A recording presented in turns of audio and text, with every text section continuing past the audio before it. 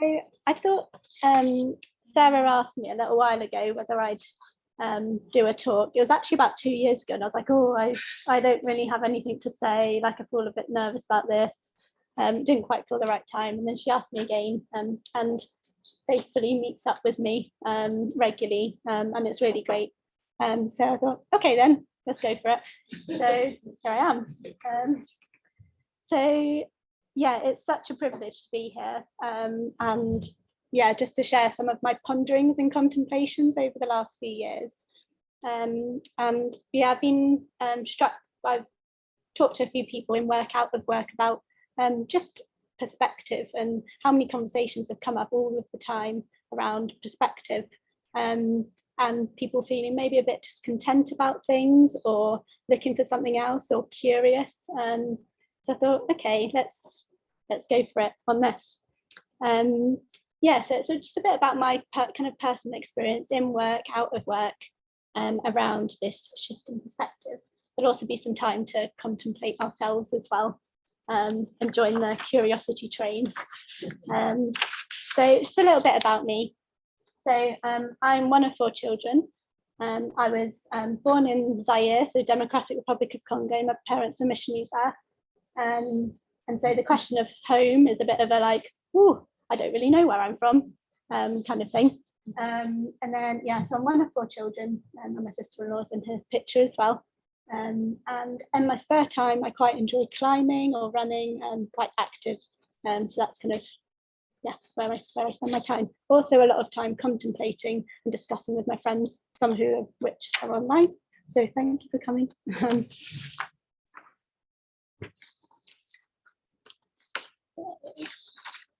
So I thought, just to start, here are 3 words about me.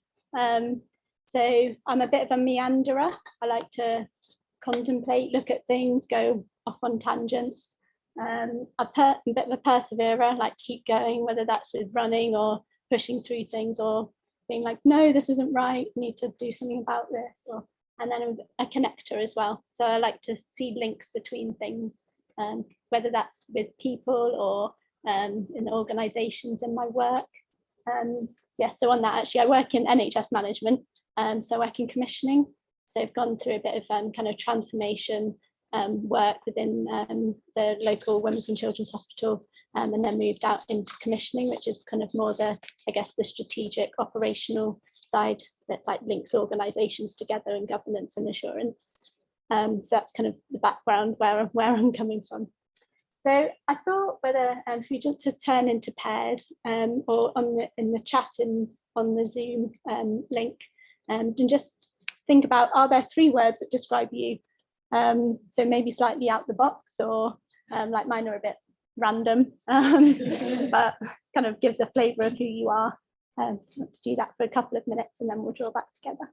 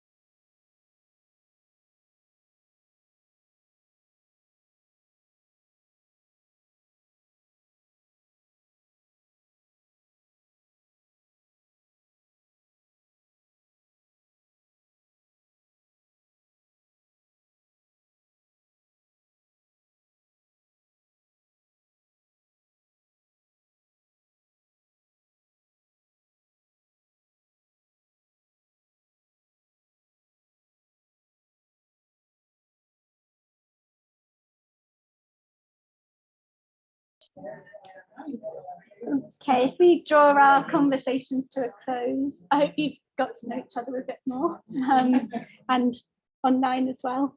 So going on to perspective, so it's bits more, but I'll read it out. So often things come to me through songs.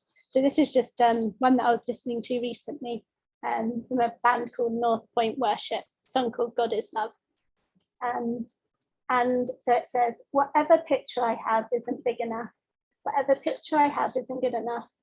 Whatever picture I have doesn't sum you up, couldn't sum you up. I believe that he wants to break the boxes that we put him in. He is going to show you that his love is already coming every day, overwhelming all shame.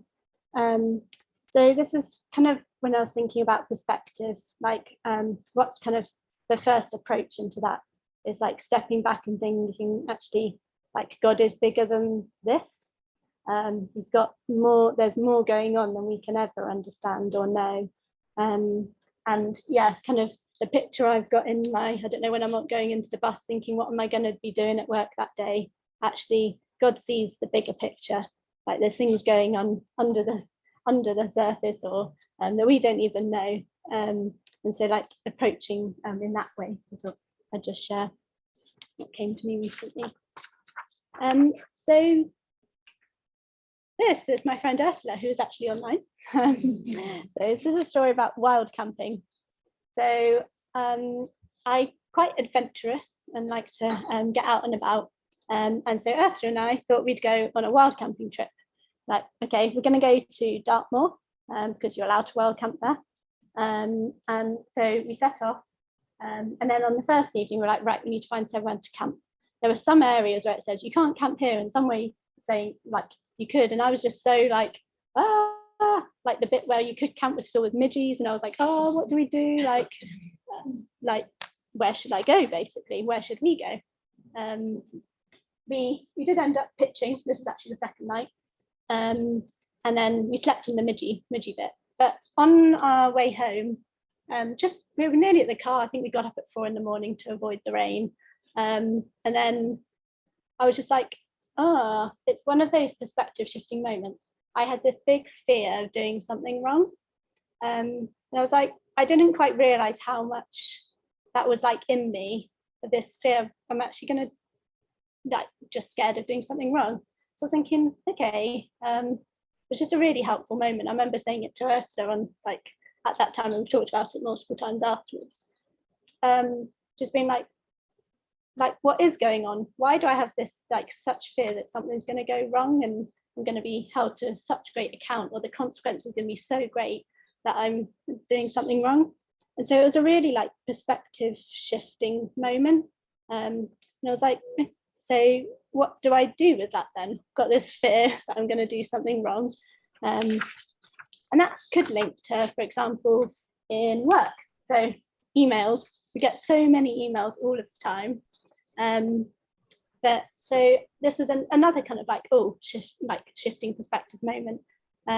Something pops into my email. I get a minor little like panic, like, oh gosh, what's it going to be? How long have I got to respond? And the work I do is quite like fast turnaround to get things in really quickly. You have to get them out, or and so it's like, like realizing I get this some kind of like trigger or trauma response for having these coming in. So I was like, okay, I'm stepping back. What's actually happening here? Like, is it just the content of this email? Does it actually have that much significance, or is there something else going on under the surface? So it was this thing of just little events in life, little things, highlighting significant things. And then when I was preparing, I was talking to Sarah about being like my thread at the moment in life is about being curious and contemplating. So yeah, so kind of thinking kind of back to some of these scenarios, actually really thinking like what is going on, and these kind of things are materialized over years, like challenges that have come, or things I've been through, or traumatic events, or challenges from relationships. I think about 5 years ago I had quite a hard time in terms of bereavement, and loads of things around mental health, like with my friends and family, and I'm just feeling really not in a great place. Yeah, they like crying every day for months, just being like, what is going on? I don't understand. I can't. And part of that's learning how to be an adult, I think, going into the world of work, but just didn't really know like what can I do, like what is going on. And I think like this perspective shifting kind of, they don't always just come in moments, but over a journey or over time. And so from like my faith perspective, I'm a Christian, have been for some years, but kind of open to seeing like different expressions of worship. That's one of my contemplations at the moment. Like, why do I always do it like this? Is faith always, well, actually there's so much beauty and diversity and like richness in that.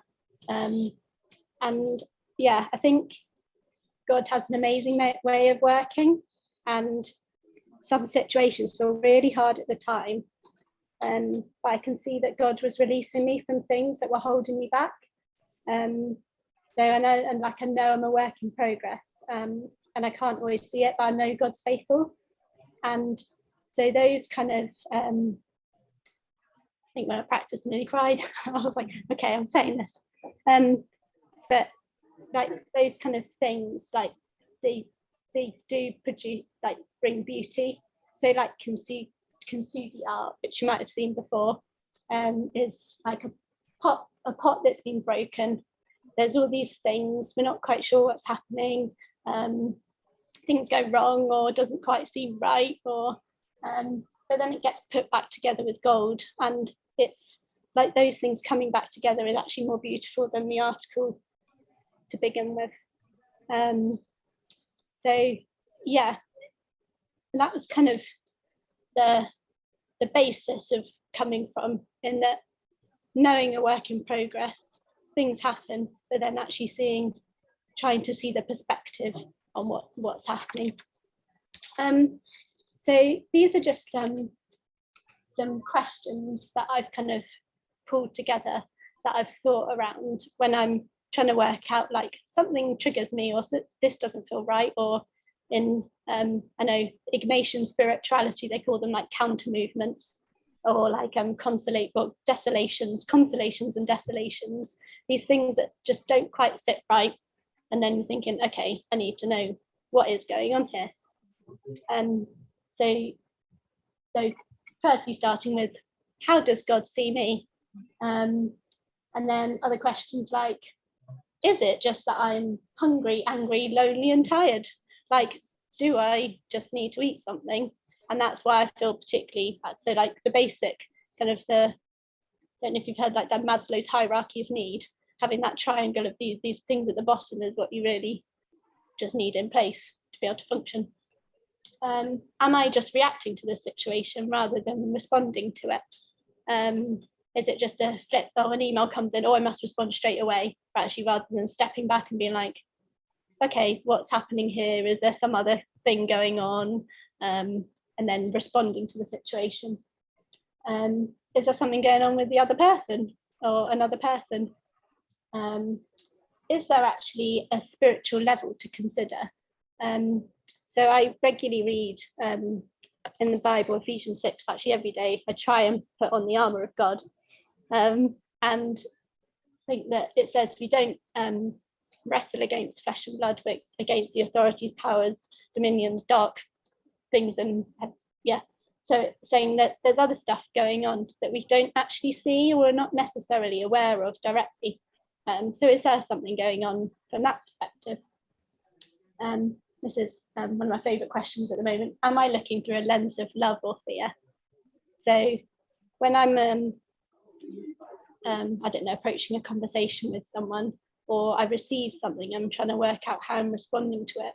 Am I seeing that through, am I seeing the fear? Is this something that's like highlighting fear within me, or actually can I see this through a lens of love in the way that I approach this? Is there a hook gathering hoops? So I think like we all have things in our lives around, I don't know, anything, like could be rejection, and is there a hook that's then gathering hoops, one little thing, and then adds a hoop to your hook, and you just think I met up with one of our vicars at church, and he was saying, like, it was a really helpful analogy. And I was like, oh, are there things just being added to what I'm, like a little thing that's happened years and years ago, and these hoops are being added? Is that me responding to something previously rather than now? Whose voice is the strongest? So for me in my faith, like, is God's voice and what he's saying over me, my identity, the strongest, or is it what the world's telling me, or media, or society, or other strong voices in our lives that may not be the wisest? And how does God see my situation? Is God doing something? Can I catch a glimpse of that everlasting or eternal life, depending on theological stuff, perspective? Yeah, so that's kind of just some thoughts. So having that an unsettling experience, or you've escalated something in your mind, which I do very regularly, being discontent, and then having that starting, like going back and thinking, what's actually going on here? Then these are just some thoughts. Now I only pick a few because I don't want to take up lots of time.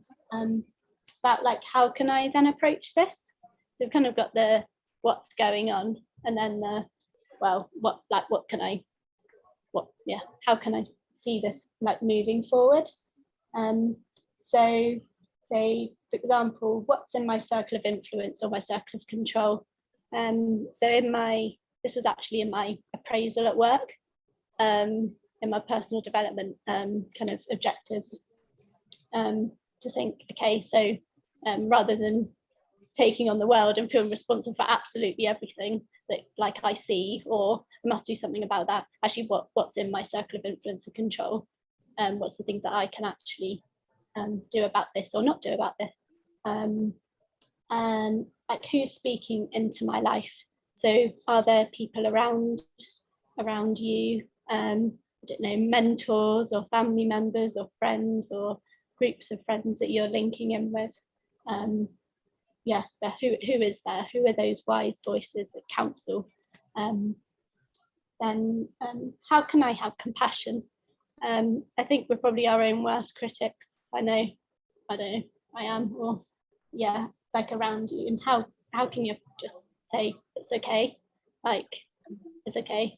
At work, actually, which I highly recommend, we do things called compassion circles. So our mental health team run them in half an hour a week, and we just go around.